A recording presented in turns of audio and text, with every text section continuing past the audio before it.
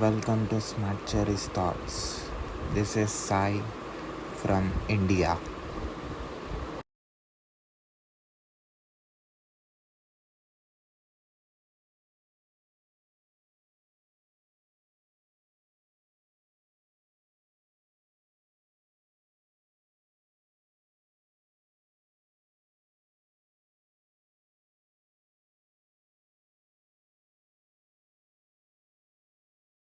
Hi, Hi, Sai. How are you? I'm great. How are you? I'm doing good. Thank you. Yeah, good to see you here. Thank you, firstly. Thank you very much for accepting my invitation and accepting to be on my show. Yeah, absolutely. It's a pleasure coming here talking to you. And I have a broad reach and have a goal of helping a lot of people. So happy to be part of this. So, I've gone through your work. I can see you did so much work in your career in technology. So, I thought to tell about your work and the experience that you have, and also the thoughts that you have to my audience. Hmm. Absolutely. Yeah. So, before that, can you please introduce yourself? Yeah. My name is Sunku Ranganath. I'm based in Portland, Oregon, in the United States. And I work as a global solutions architect in Intel. And I've been with Intel more than 12 years now. I've done my master's in computer engineering in Arizona State University and my bachelor's with Nine University. And yeah, been moved here for my master's and been here all along. And yeah, currently I work in telecom domain as a solutions architect, and I participate in the Internet of Things, edge computing, and private 5G side of the world. So it's been going great, and yeah, so yeah, I'm open to discuss whatever you have in mind. So, right now you live in. Portland, Oregon, Okay. USA. Mhm. So, what is your present role and responsibility? Yeah, so as a solutions architect at Intel, right? So my role is to work with various partners, companies, customers of Intel to represent some of the solutions that we work with. Currently, I work in a program called Smart Edge. So my role essentially is to work with architects and product managers and directors and CXOs of various companies, small size, big size, startups, medium size firms, different companies to establish that working relationship, discuss technological aspects, where to figure out what technological solutions are possible in the edge computing domain, and to jointly work together to take it to customers and consumers and customers. So essentially, it's a combination of this role is a little bit unique. The title solutions architect. So essentially, it's a combination of looking into the technological aspects of a particular domain. For example, I work in edge computing in 5G domain. So take a problem statement, look at the technological architecture, design a solution, and also understand the business side of it. Work with various business owners to figure out how best to share this technology with the broader customers and understand the reach, understand the business side of it, and take it to the market. So it's a combination of business aspects and technology aspects, and also involve figuring out how best to come up with particular solutions towards addressing a problem statement in the edge computing domain.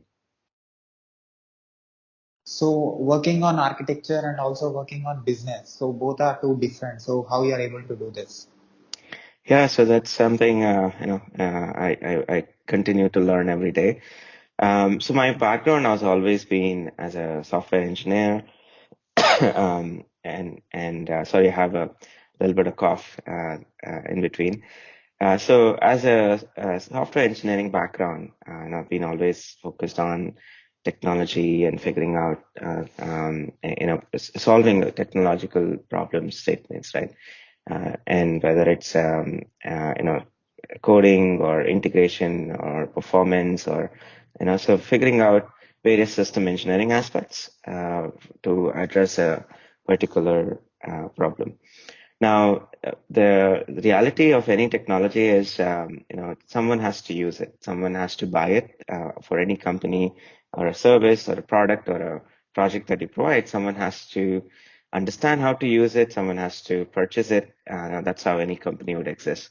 So there is a side of the any technology company that they have to take a particular project or a product to market and position it with customers. Working with the product teams, working with the business teams, so you really understand, what aspects of a product or a solution needs to be represented to the customers. And so most of the times, any product has to be outside in, right? So it has to solve a particular business need or a customer's need. You can, come up with the greatest product in the world. If no one's going to use it, it's not going to kind of build on, right? No one is going to use it. It's just, it stays there. So understanding the end user's perspective, which is the business perspective, really helps you in providing or designing a better product or creating a better solution towards that need. And that's where understanding the business comes into play. So, and that is what has always been my interest, to figure out how best to figure out customer needs and create something. And this role is kind of a mix of both. It's a different learning than just, sitting in front of a computer and do something. And you have to really talk to people, understand what's going on, understand the needs and requirements, and bring up a solution that fits their needs. So it's really fun, challenging, and also interactive to kind of be in this role. So that's what my next question is. You're talking with computer on one side and talking with human beings on other side. So which one you like and why you like? Yeah, it's no matter what we do, we have to, leverage a computer that's in front of us, right? So it's for me, it's a combination of both that is interesting and that is challenging, because anything that we do, instead of just saying, "Hey, I did something," someone else will take it, and my work is done. So my role and my interest has always been figuring out how best is it used by the end consumer and customer. And so it's fun to really work on both aspects together. Right, so that way you don't have to lose your feet in latest advancements in the technology. At the same time, you really interact with people and customers and partners to really understand the world, what's going on outside of your computer. There's a whole big world out there. A lot of things are changing every day. So this helps to kind of be in touch with both. So what made you to become a solutions architect? Um, you know, like I said, it's a relatively new role in recent times, right? So it's not something I know it existed forever. For me, the interest of figuring out the customer pain points and figuring out what else is going on out there apart from my company.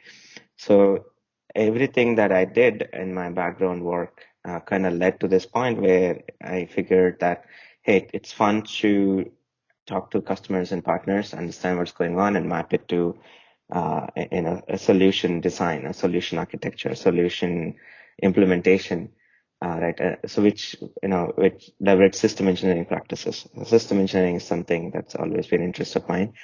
So, when you look at these two, I figured, okay, now when I saw this role within my company, I figured, okay, now that's something I want to do going forward. And that led me to move from pure software engineering background towards this role. So can I say you being in engineering side helped you to become architect today? Yeah, That's absolute essential, being engineer, right? So no matter what your title is, sometimes, in my opinion, personal opinion, uh, titles are just very fancy. Title can be anything, doesn't mean much, because what matters is the impact you create and the help and the reach that you have through the technology and the products that you're going to build.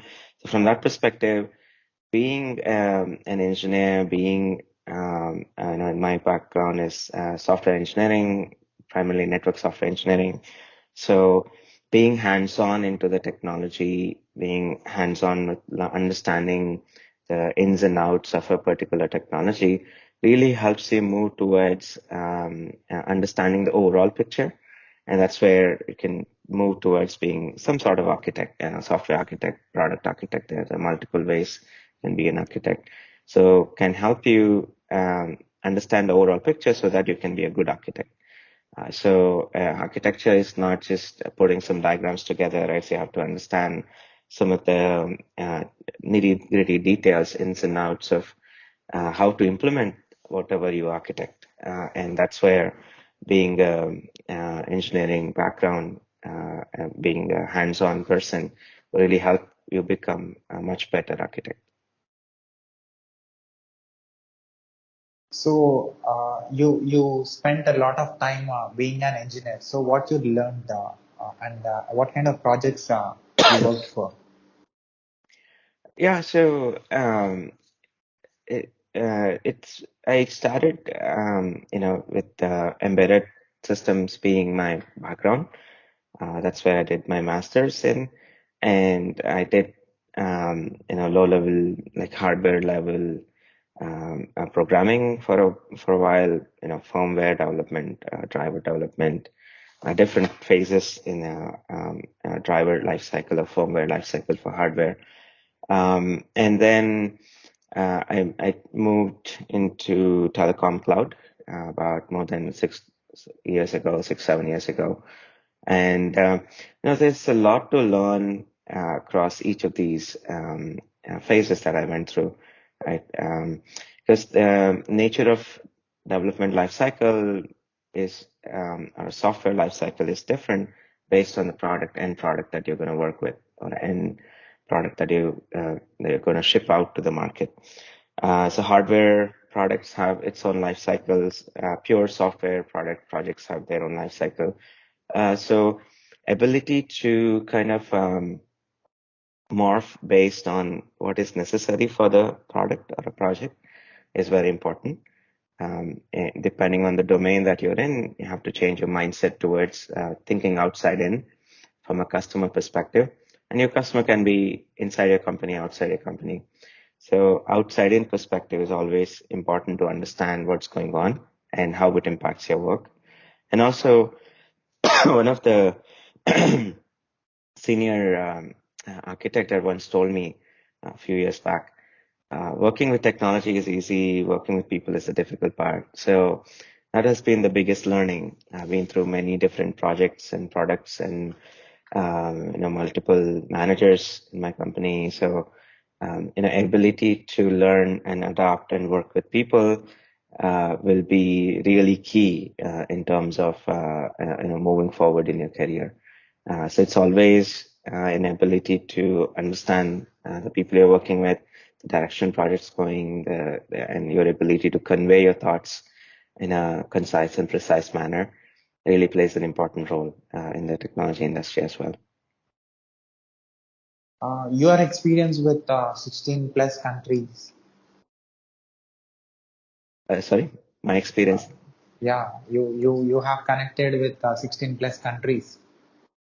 It's more of a travel for 16 plus countries. Yeah. Yeah. So traveling is personal passion of mine. I really love travel with my family, and we all love whatever opportunity that we get. We love to travel across, and it's been a dream of mine to cover as many countries as I can. So yeah, I traveled so far 16 countries so far. And yeah, it's everywhere I go. One thing is definite that I found is that um, people are same in a broad sense. the needs are same, and some of the interests are same. Cultures, there's so many cultures out there, but it's really fascinating to see different cultures, learn from them, see the natural beauty and the history, the culture, architecture, all these different places. So yeah, it's 16 for now, and now that COVID's opening up, COVID is kind of getting better, the situation across the world, and the ability to travel gets better, and I'd love to travel more. So, like you said, one of the code that working with computers is easy, but working with human beings is not that easy. So, in Yeah. this vast experience of yours, I'm sure in different projects that you did and in different product or services that you are involved in, you might have connected and exchanged words with so many different people. So, how was that? It's a different in a ball game every step of the way, every project you work with, right? So each country. So I worked with, recently, for example, folks from Ireland, Poland, just as an example. In my current role, I work with people from India and our teams in China. So each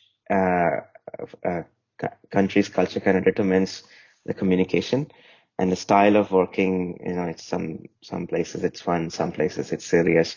So having an open mind and ability to kind of understand the other person's perspective is really crucial when it comes to working across borders. But it does mean you should be available to work with them in odd hours. Like in USA, it's like you can't say like, hey, I'm working 8 to 5, and I won't talk to anybody beyond that, right? So rarely it's the case, because most of the days, my work is like 6:30, 7 a.m., and can happen and go into late nights when I'm working with with people other side of the world. So one being flexible with respect to timing, another one being an open mind to work with them, and third being the best thing we can do working cross borders is meet the people in person. And now with travel restrictions and whatnot, at least have a video chat. So to really build that bridge connection, especially if your colleagues, you're going to be working with them for a while, and having that personal discussion, video call, and having that connection becomes really crucial at some point. And not everything could be done over email. That's one important thing as well. Or your WhatsApp or your personal message or Skype or Teams.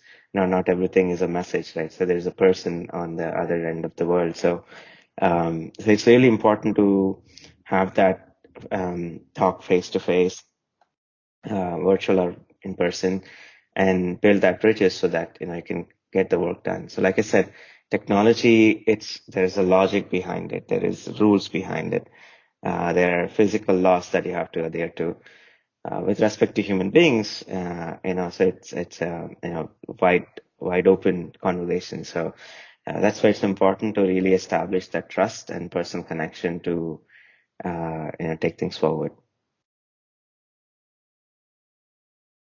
And your connection with open source software, you got an award. I can see, I can understand. Right, right. So yeah, I mean, as part of my role, earlier role before being a solutions architect, I worked in various open source communities with software called Collecti, which provides telemetry from the hardware. With the project, at the time it was called OPNFV, Open Platform for Network Function Virtualization. Now the project has morphed into its name is Anakit. This project is still under Linux Foundation. So yeah, been actively participating in these projects and being a maintainer for Collecti at the time. So one thing I learned with open source, the reality is people volunteer to be there, towards completion of the project, towards taking that project and using it for a particular purpose. And in the open source community, people don't get paid to do open source software. Most folks, meaning as a part of your company, so you can contribute to the open source software, and of course you're paid from that perspective. But open source software is not just a matter of writing something and sharing it there, right? So it's a matter of collaboration, helping the community, helping others, being open and transparent with your feedback process, being actively engaged in with others from various companies, various independent contributors, and these are the things that no one kind of sits down with you and say that do ABC. So that's where you have most people who are actively contributing to open source software. They take this personal initiative beyond what their daily job responsibilities are towards the success of that open source project. And that is where, in participating in these open source projects and creating this something called community of people who wants the project to be successful. So that's something I've learned working in the open source projects and the concept of community. So a lot of things, you need to be kind of be open-minded. You need to learn apart from your, quality deliverable that you would do towards the goal of that completion. So along the way, and a few years back, I got a OPNFE Community Leadership Award. I was not nominated by a good colleague of mine, and it was surprising that I got the award. But thankful for it. I'm happy that I can cherish that part. And I was active in the community at the time. So there's definitely a lot of learnings that one can gain by participating in open source projects. So 11 years of experience in defining, developing, building, testing, and benchmarking, contributing software systems in open source communities and customers. So I'm sure in this vast experience of yours, you might have seen different kinds of products and services. So can you mention some that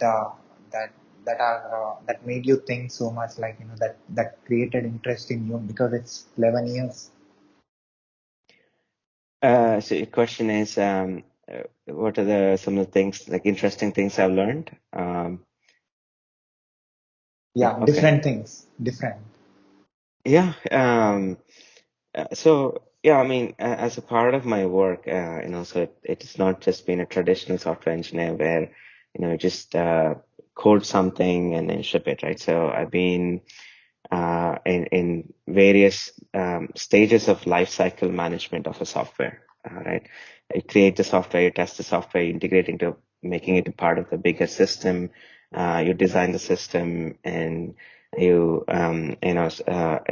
go through various phases of testing the system and creating the system, the security, the scalability, benchmarking, performance of the system. So I've been involved in various stages of the software lifecycle, and through that I worked with various people from across different companies. So one of the best experience is working in the OPNFE community, where there's still a good sense of community, and also participating in the collective project. So these open source projects have taught me how to kind of interact with people from different countries, and people who are volunteering their time to go beyond extra, go beyond their normal job and do extra towards the success of that goal. So, and also not just open source, right? Across this different roles that I've been in, I found different set of uh, mindsets and approaches towards coming up with a solution for a particular problem. Right? You are presented with a problem that you want to complete, and different styles of doing work, different styles of creating a project. So Um, Internally, I tell within my company, I tell others I had over nearly 10 managers across my different years, right? So you get to learn a lot based on the role that you're in, based on the different phase of the life cycle of a project that you're in. So the mindset changes, and the most important thing is ability to adapt, right? So the industry changes big time. Sometime that you don't there won't be any need of the project or the product that you're working on, and suddenly you have to stop everything that you're working on, and next day, you have to start onto something else. So ability to adapt and not panic. Right? Early in the career, people tend to panic. Oh, this project is dead. What am I supposed to do? Will I have my job? Will I be fired, laid off? All right. So these are constant things that's back of the mind for everybody. But if you understand the end customer, if you understand the direction your project is headed in, if you understand the business environment you're in, so you'll always find that you can create opportunities. I mean, sometimes early in the career, you have to go apply for a job. But if you understand as you progress in your career, if you understand the broader picture, you can create an opportunity, you can create a job for yourself in the company that you're in, or the service industry, or product industry that you're in. You can create a job for yourself, you can create a business for yourself, and establish yourself that way as well. And that is where most of the startups come from, identifying a need and coming up with a solution. And along the way, you find people who want to support you, who believe in you, which is the most important part, in my opinion, right? So the more sooner that you do, the more sooner you learn that, hey, there are a set of people who believe in me.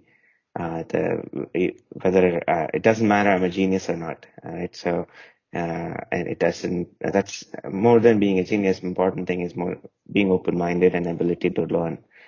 Right. So, yeah, you pick up these things, you learn these things. They're working on different projects, different teams, different managers, and then all of them kind of help you be better in your next role. So you solved different problems and you was involved in different projects and you had conversations, talking with different people. Also, when you mentioned about your traveling, you love to travel and you want to experience different things. So you have solved a lot of problems already.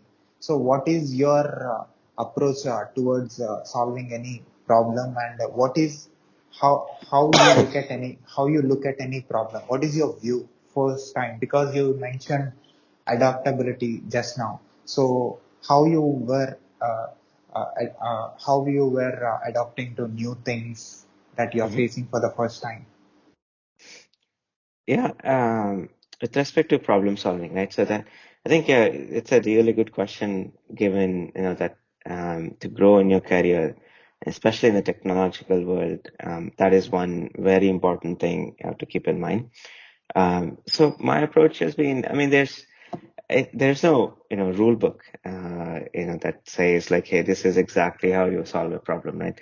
Of course, you can, depending on the domain that you're in, there are a lot of books and articles that you can read and understand the different techniques, as people call it, right? But for me, what has worked is being always curious about having that interest, having that curiosity about whatever you do, how is that it's going to be used?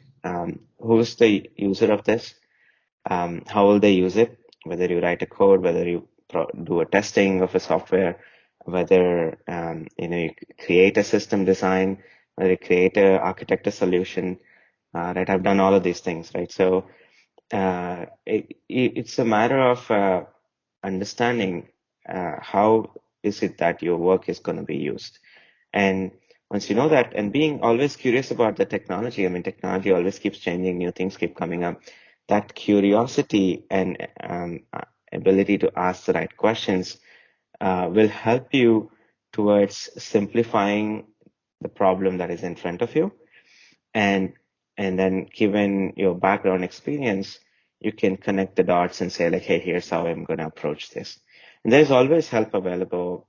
And you can seek out to mentors, you can seek out to experts, as seniors in your role, right? With that open mind, right? Not that you go for every little thing to ask others, but you do your background work, and most, sometimes you're stuck, right? So most of the times whenever you're stuck, and it's okay to ask others, that, hey, this is what you have done, this is where you're stuck, and people are generally open to help out. So in terms of problem solving, being open and curious, being about the technology, about the end user, and always have that attitude of learning, right? So you have to constantly keep learning in your domain of interest, so that when the problem does come in front of you, you can look at it from your experience, what you learned, try and do what you can, and you can always reach out to others, and never reach out the others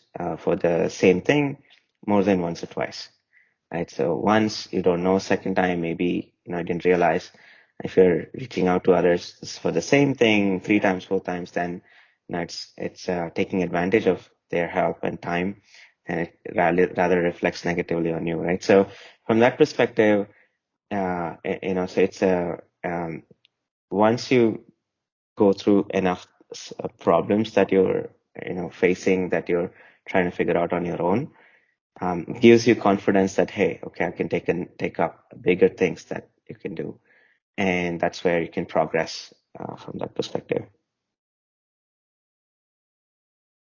Can I say these qualities that you said that you have that learning skills that made you to be whatever you are today and understand the business aspect of the technology and being an architect working with the systems? Yeah, absolutely. So in order to progress in your job role, right? So that doesn't matter what type of role that you have, being that curious mindset and ability to learn, being open-minded to learn, can always help you to move forward. Right, doing that little extra, helping others and going beyond what your daily job responsibilities are, and creating a sense of that network, um, that where you have a set of people where you're helping, you're getting help from, having that sense of network of people around you would really help you to progress further in life. And you worked 6 years in design, integration, performance analysis, building reference solutions, architecture, proof of concepts, and network function virtualization domain. So how was Right. this experience? Yeah, so you're reading it off of my blog on Medium, right, based on my experience. It really sounds funny when I hear back what I've written. So like it's more like a resume statement. You just put everything in there, everything and kitchen sink in there. So, no, so it's more of just to give you a background, right? It's more to provide anyone who's trying to understand about me, like the nature of work that I've done, like as from a holistic perspective, not just I've done ABC, right? So because all of these things, to answer your question, right? All the things that you read just now, right? They are used towards like solving a particular problem or addressing a particular product need or a project's need. So again, it comes down to, for me, I've been working in a telecom domain, right? Based on the customer's pain point, right? You want to take a technology to the market. You want to help your customers understand an aspect of technology for them to leverage and use that technology in their products or solutions. You want to be able to provide a way for them to consume what you create. And that's where the reference solutions, reference architectures, all of them, all of that, help. So, from a product perspective, like you have a piece of hardware, because I work for a hardware company, you have a piece of hardware technology that's brand new, and you want to apply it in the telecom domain. So now how can someone use it? I mean, everybody can read the product manuals and, you know, figure it out brand new for the very first time, which takes a lot of time. Rather, the work and the teams that I've been involved in, their focus has been, okay, let me create a reference solution towards solving this particular problem.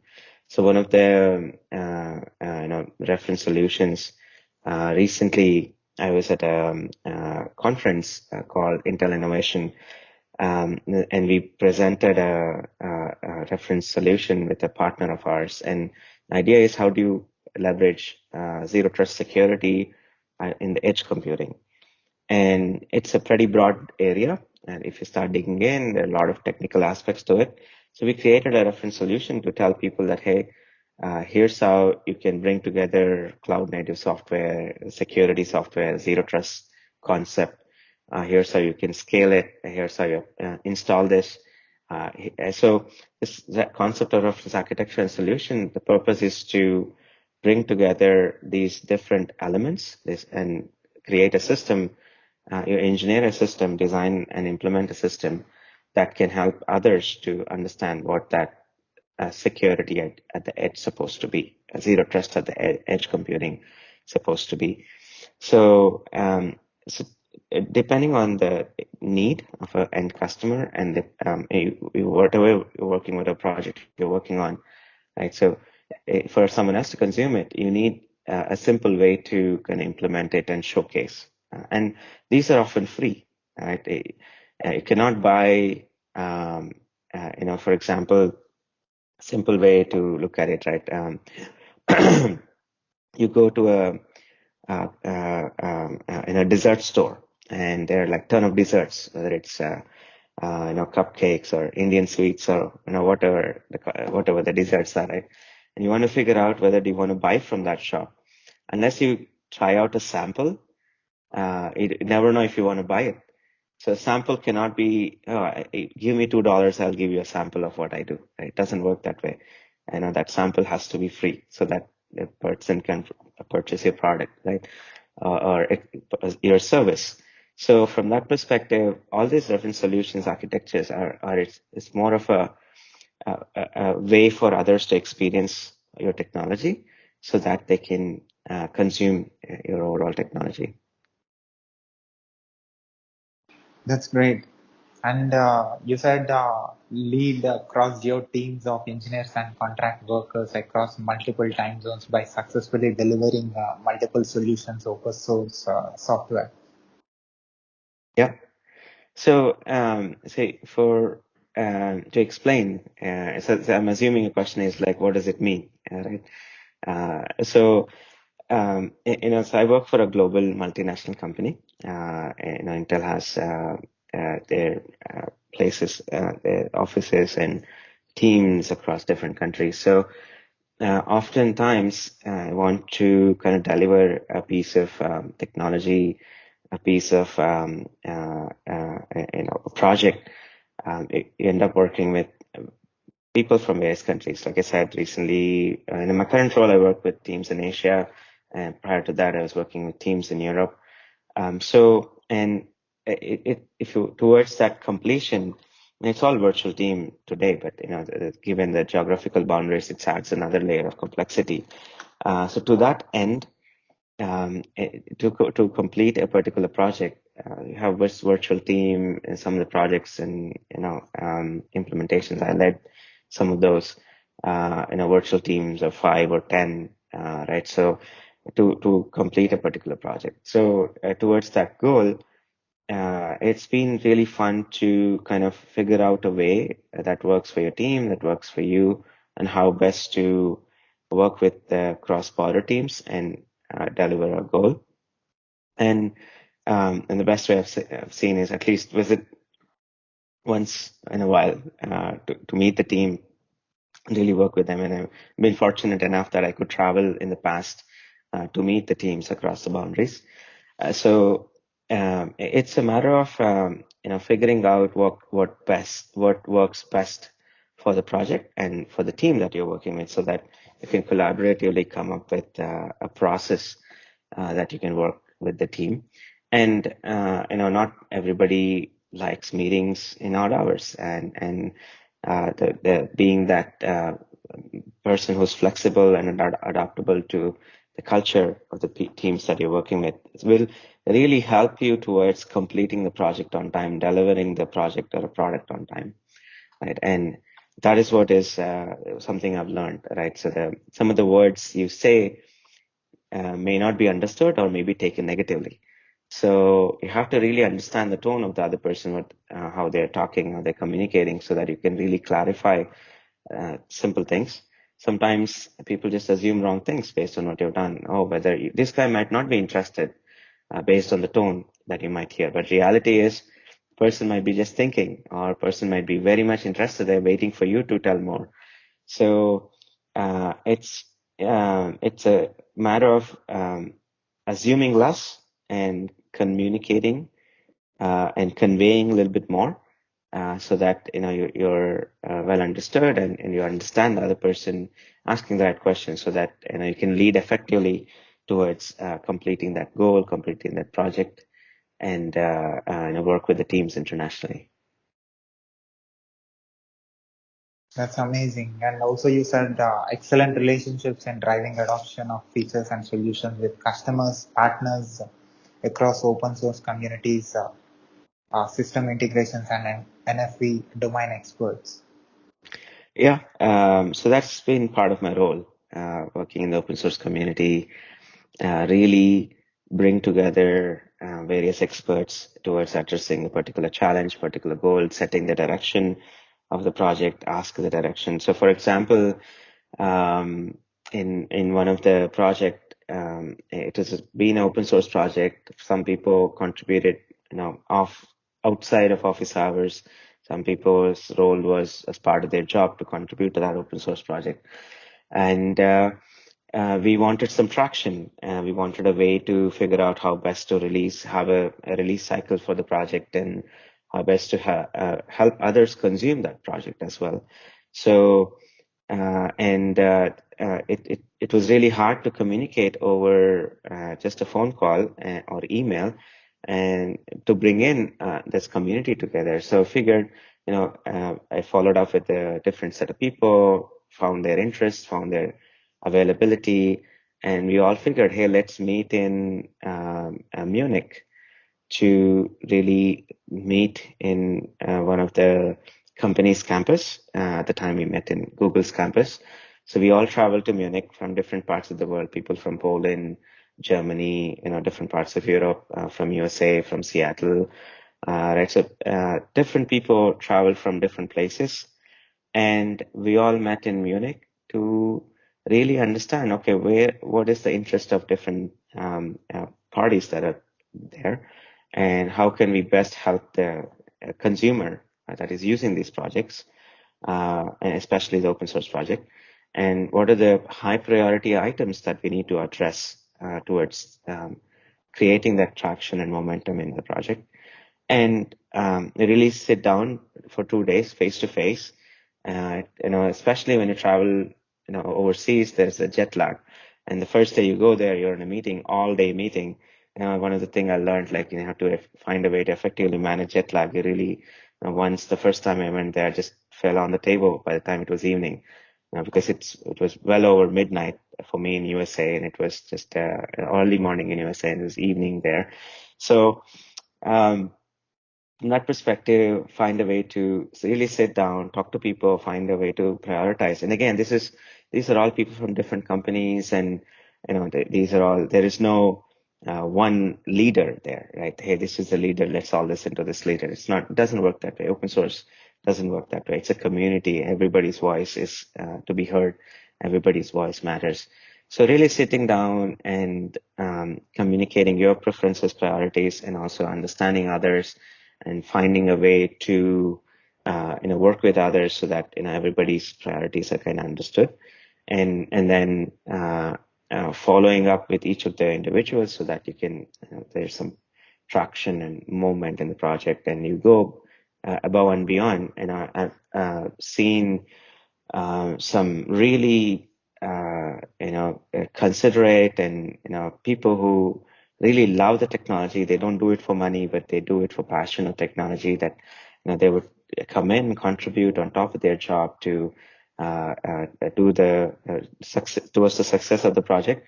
And also, and these are experts in their own domain. I mean, these are experts in software development, testing, and system design. All these are experts in working in different companies. So working with them to make sure that you gain the traction and you have that continuous follow-ups and build that relationships through the call. So I established a bi-weekly call so that everybody can sync up and solve a particular problem. And so these are things that you get to learn being in open source community. And this is what through the work that I've done, it's what I've learned, like being this voluntary leadership, right? It's not a official leadership, like, you're in a position and, you're the boss, right? This is involuntary. This is not involuntary. This is voluntary leadership to step up and do things. And it doesn't matter your age, right? So it's your willingness to contribute. So I taught a lot of things to kind of figure out priorities, working with people, and most importantly, success of a project through this voluntary leadership. You know how computers are connected and how the information transfer is happening as a developer, and you know how the software mechanism works because Mm-hmm. you worked in this for a long time, and and also you worked in different types of software services, and Mm-hmm. also if that is computer network, and here other side you're mentioning all these things, which shows that a software is built on the natural bodies called humans, and they are another network, human network, computer Absolutely. network, Yeah. computer network and human network. So Yeah. what you are observing both, because your job is also other than architecting, communicating with different companies and partners of the companies. Mm-hmm. So what am I observing? That's a good question. So the way you said it, it really, that's true, right? Your human networks and your computer networks. So, one thing to realize there, right? So the communication of data across computer networks can travel at the speed of light, right? Over your fiber optic cables, right? So you send a message, hit send or email, within an instant, the other person gets it. Right. So that's like nearly a speed of light. You can send any information out there.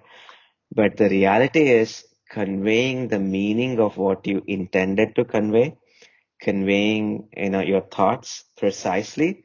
It's much harder than, anything that in any technology that you can build up, right? Now, 4G is kind of rolling out and 5G is coming in, and the speeds are 10 times, nearly 10 times the speed of 4G. And the speeds keep going up with 6G or 7G that will come in the future, right? But the most difficult part here is um, communicating with the other person with a clear and concise way so that the other person can understand. How fast you can send a message? Great. Everybody knows that. We're all working towards that. How best can you convey? That's the difficult part that every person needs to get better at. And the more you work with people, the more you experience working with people, the broader the network is. One of the best things you can do earlier in your career is have a network of people that you can work with and you can learn from and who are willing to help you out. And the bigger your network is, the broader your perspectives are, and the faster that you can learn, right? So, human brain can, it's a science that's proven out. Human brain can compute faster than any computer out there. Right. So we all can compute faster, but are we using it to the best advantage? Right.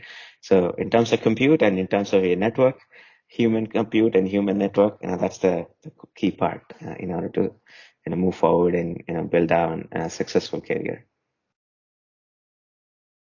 uh, you are the evidence and the witness for the evolution of the technology from last Right. few years. Yep. So you saw what is there before 10 years, and you are observing what is happening now. So how do you define the human development and the software development?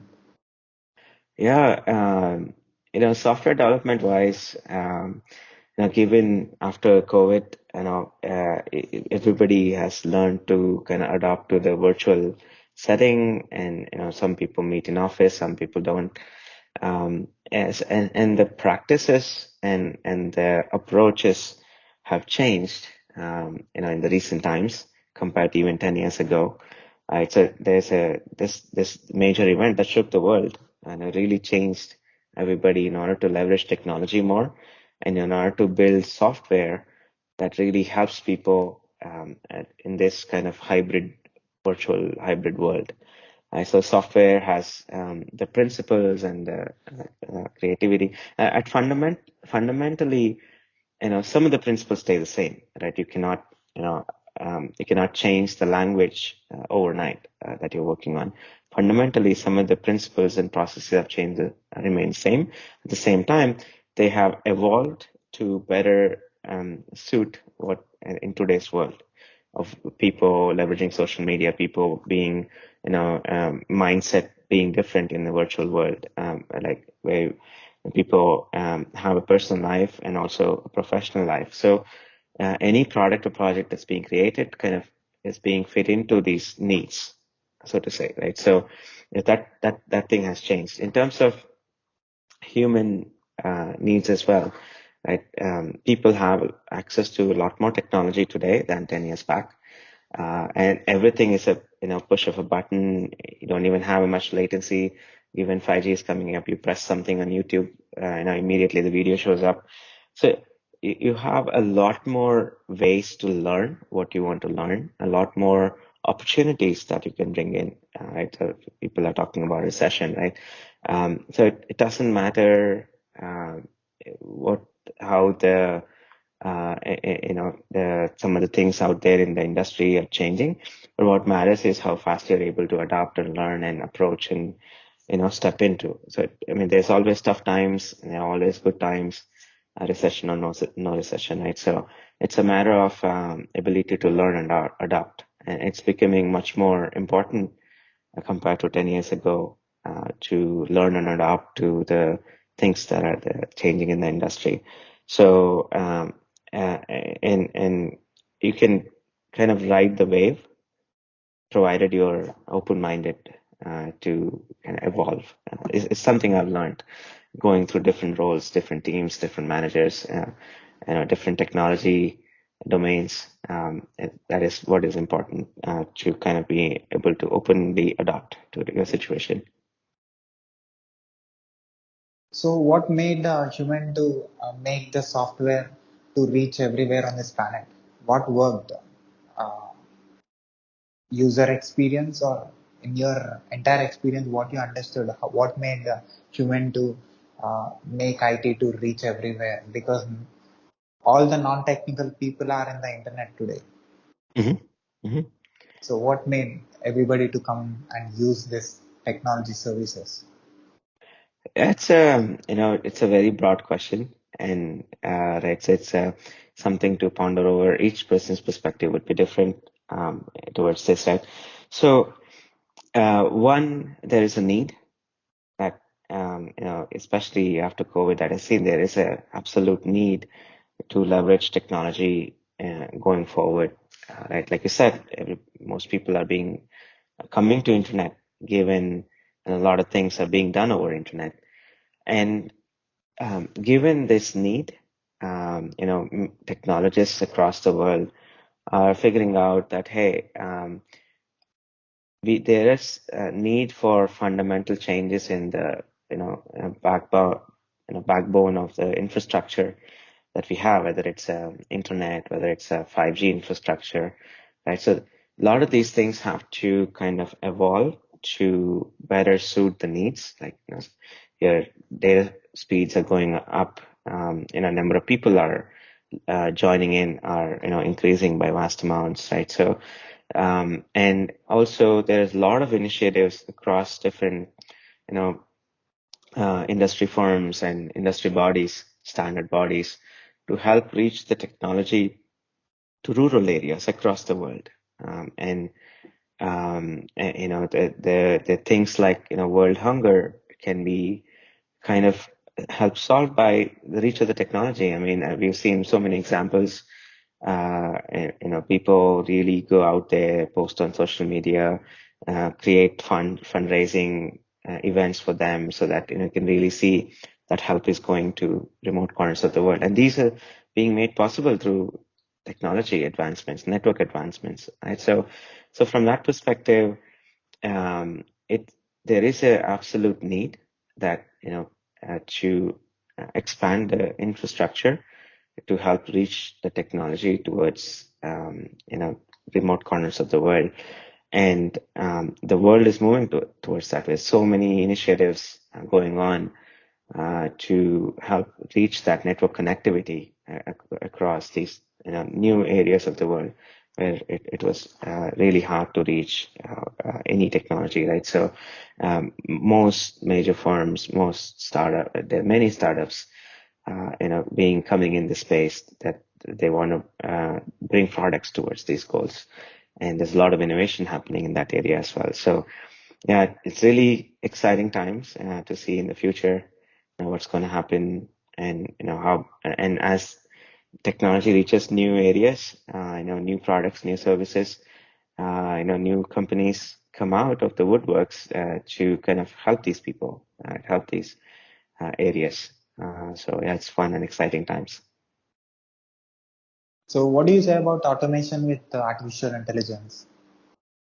Again, you know, it's a really popular and really important topic, right? So AI is being used everywhere today, and, you know, automation is one key area that you can leverage AI to kind of speed up the processes, right? Whether you see any sector, you know, manufacturing sector or software itself, right? Software creation or content writing, you know, so whatever areas that you dig into, you know, there's AI being created so that some of these, you know, repetitive tasks can be automated right off the gate.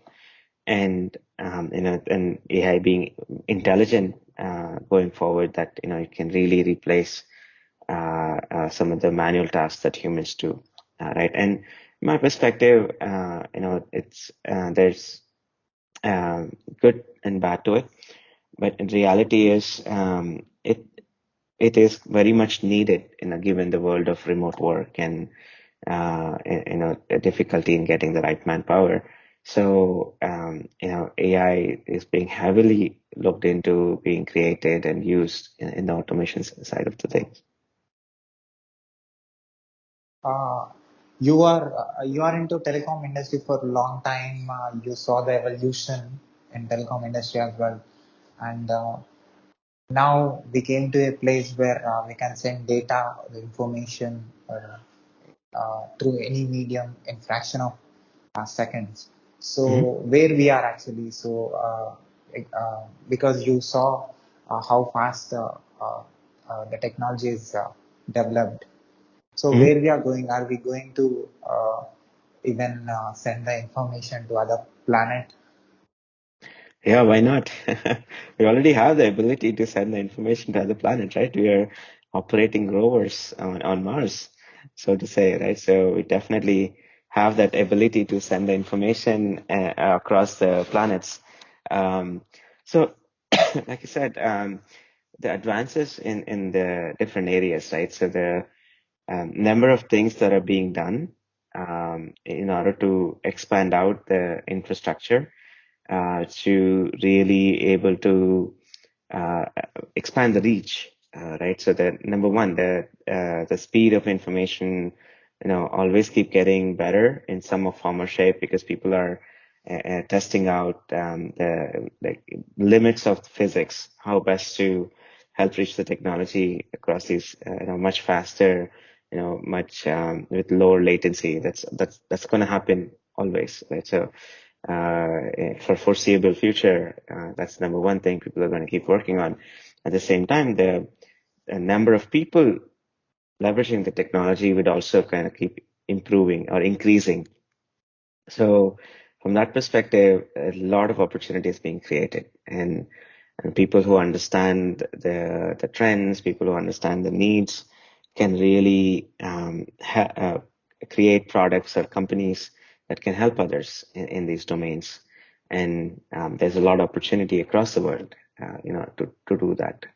Right. So there's no such thing as a saturation. If you're innovative enough to help others, and you can create a product or service that can, make other people's life easier. So that you will always have opportunity. So I have few more questions that before ending. So you worked in telecom industry, and you saw the information transfer, how fast it is happening from long time. So where we are going, we are transferring information in between countries today, and we are working remotely. And this is happening, and we came to a capacity where we can get information very quick. So are we able to go out of the planet, and what is your expectation when we are going to reach far, and if there are aliens or somebody, the Yeah, species yeah. with the capacity, and how the future technology is going to be? Yeah, it's a broad question. It's a fun and interesting to explore. This question, right? So two things I'll tell you. One, what's happening on our planet, and one, what can we consider about outside of our planet, right? So one thing to think about, right? So with the 5G, most people know 5G as hey, my phone speeds get better. And I can download a movie faster with 5G, right? So most people think about just what's happening on our phones and our laptops. But in reality, 5G also brought in, the ability for machines to communicate each other much better and much faster, much more in a reliable fashion. So what this is enabling is there are so many advances in the agricultural field, in the industrial sector, in mining, in retail, in the shopping malls and whatnot, right? So there's so many use cases being brought up with the advent of 5G because the machine and machine are able to communicate with much lower latency and much easier and faster fashion than ever before with all across the 5G spectrum, all using 5G, right? So the networks, the advances in the networks have enabled that. So what does that mean to, average person? If you think about, an agricultural farm, you have different, especially for example in USA, right? You have different machines, tractors or, seed planters or so many machines in the farm, that is taking care of your poultry or that is taking care of your fisheries, whatnot, right? So there's so many sensors being spread apart in these farms right now that machines can talk to each other. If there is a problem in a particular area, a particular machine can go there and look at the problem, and if there is a water leak, if there is a something happening with a particular tree falling down, right? So there's a lot of automation is being done so that farmer can immediately address that. You don't need 100 people to go there and look at it and find and keep looking at it day in day out. So these sensors can do that for you. So that is farming, for example. In the retail sector as well, people can have much better experiences shopping, right? So you don't there's a lot of experiments being done where you don't need a person to help bill it. You put all the items in your shopping cart, you go to a person and they bill the items and then go check out, right? So these things can be done automatically using cameras and sensors, right? So and so there's a lot of innovation in these different areas that the automation can be done through machines with 5G today. And to that end, 5G is expanding big time in all these sectors. And with the 6G, it's much more personalized computing, ambient computing, and there's a better ways being created to have sustainable technology where you're, having less carbon footprint on the environment, and There are a lot of sustainable practices have been incorporated across different technological aspects, right, from the hardware to software to end consumer, right? Every company is moving towards sustainable future. So that is what is happening on our planet. So what this means to a normal person who doesn't deal with technology development every day is you have much more easier experiences in dealing with technology or using technology.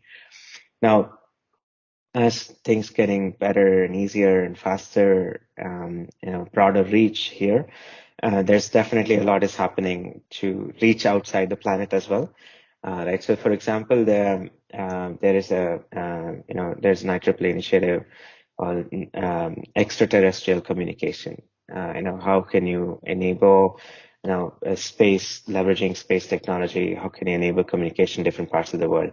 And leveraging similar infrastructure, you can also look at how can you send probes outside of our planet so that they can reach beyond, right? So the Voyager probe that was launched way back, so many years ago, it has crossed our solar system, and people didn't expect it to survive this long, but now it has crossed our solar system, and it has crossed that boundary, this interstellar space, right?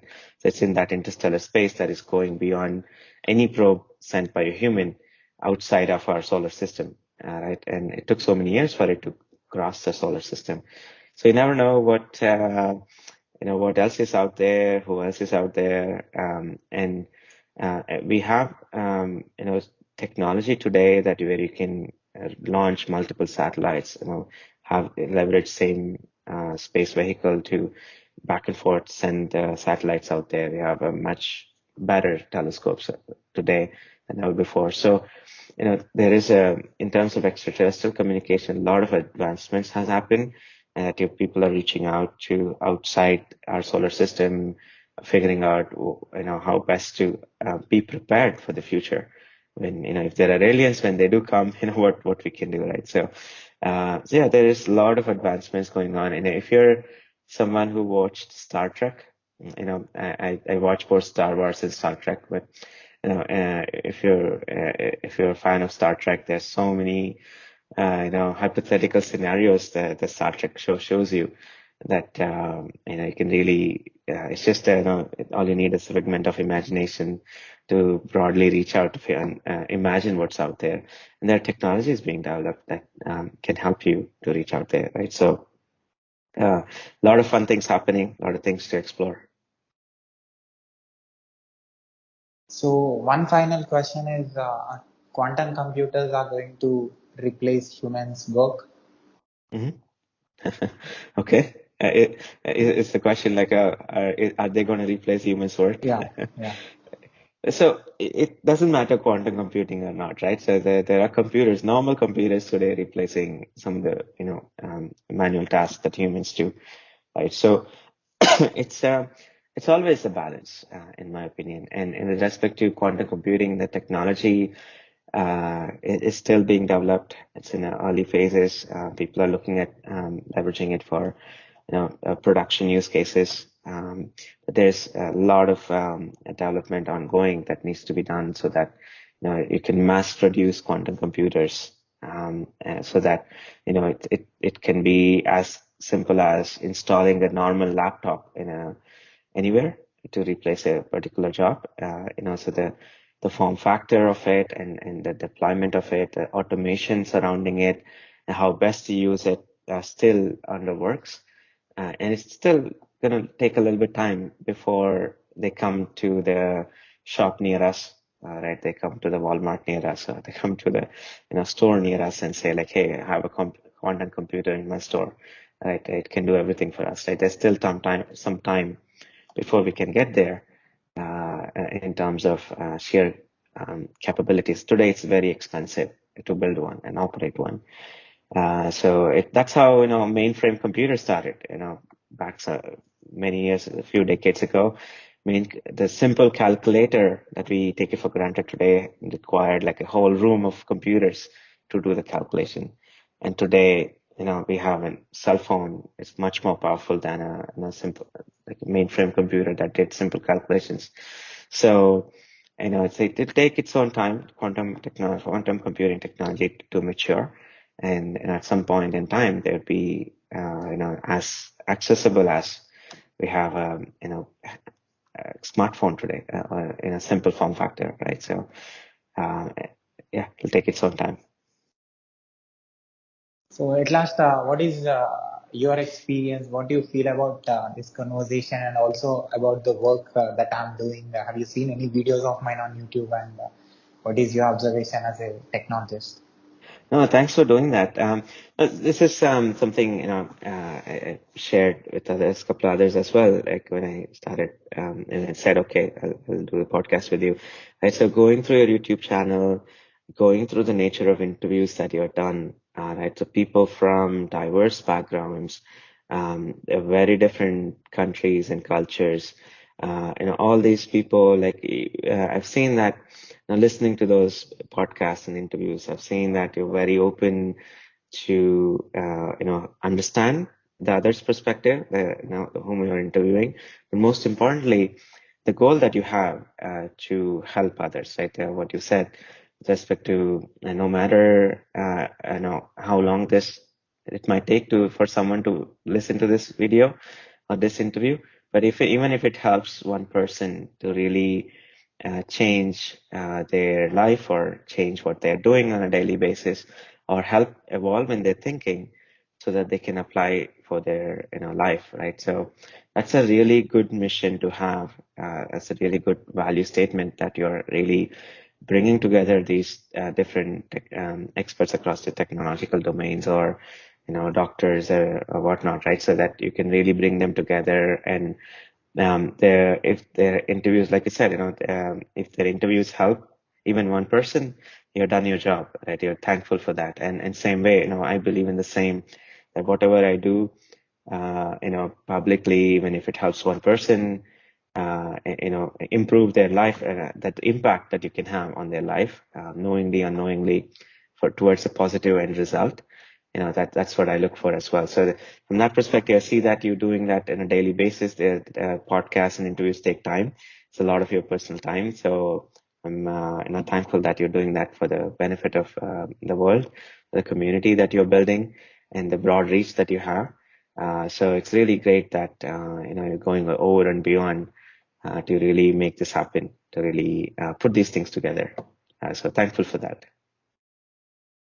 So I did masters in software engineering, also bachelor's in computer science and engineering. Right now I'm getting trained as DevOps engineer. So all this experience, talking with experts like you who are already in the industry, who worked in different projects, solved different problems, uh, understood how things works in the industry, and involving in different things in different works. Listening to all you people, experts around the planet, around the globe. So what I'm going to learn from this experience and how I'm going to use this knowledge if I work in IT in coming days.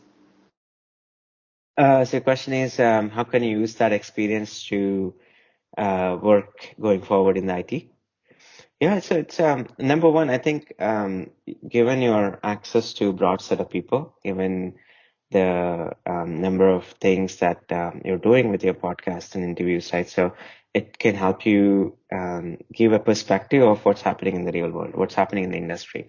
And I would encourage people who are listening to this as well. I mean, the more you listen, more you learn from diverse set of people would help you in your everyday career.